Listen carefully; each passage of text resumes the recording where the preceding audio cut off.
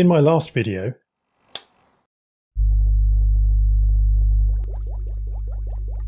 I demonstrated a way of making lettering and symbols on metal panels using electro-etching. But what if that's too much trouble? Well, if you own a printer, there's an even easier way to make professional-looking labels and decals, even in full colour.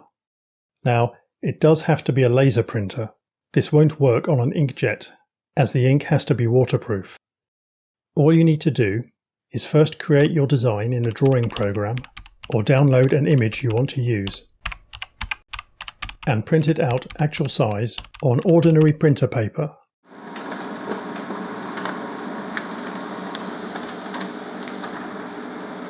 Obviously, the better condition the printer is in, the better the result will be.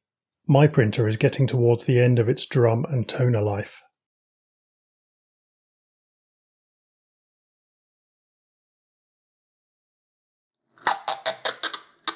Once printed, you need to stick some clear plastic film firmly over the top of the design. You can use regular sticky tape for this, though it's hard to find wider than about 50mm, but you could always overlap several strips. I'm using clear sign vinyl. This comes on rolls up to 1.2 meters wide and is also a bit thicker than sticky tape.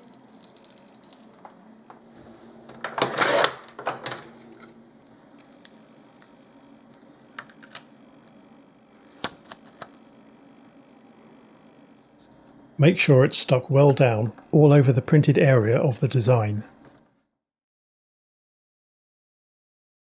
Then soak the paper in water for about 20 minutes. After this time, the paper will start to disintegrate and can be easily peeled away, leaving the printed toner behind.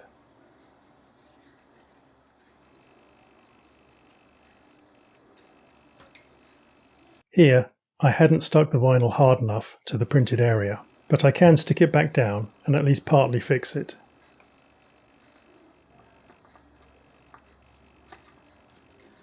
A small sponge or brush will help to remove any paper fibres left behind.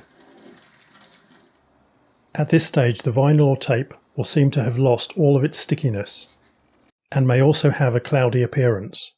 Don't worry, once it dries out, it will become clear again and regain its stickiness. Leave it to dry thoroughly for at least a few hours in a warm place.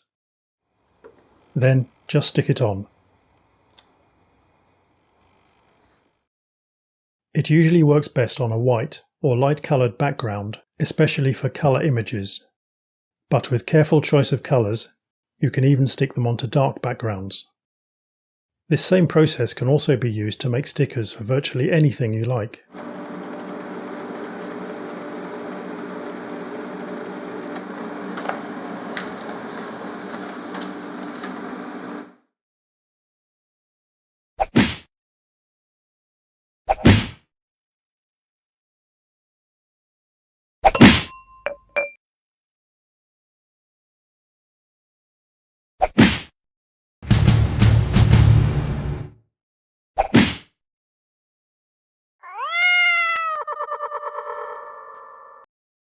Okay, it's probably time I did something about this. This is actually the controller for my CNC milling machine.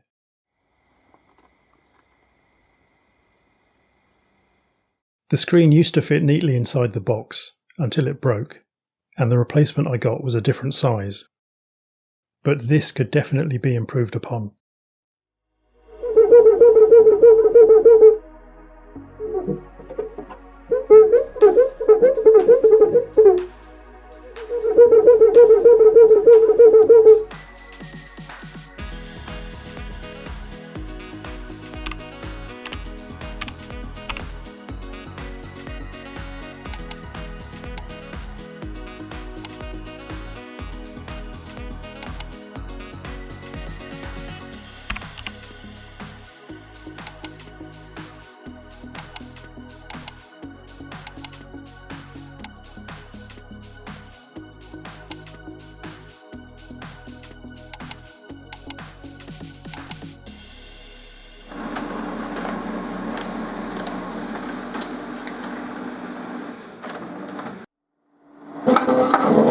This time, instead of just cutting a rectangle of clear vinyl, I'm cutting it on the plotter to fit around all the switches.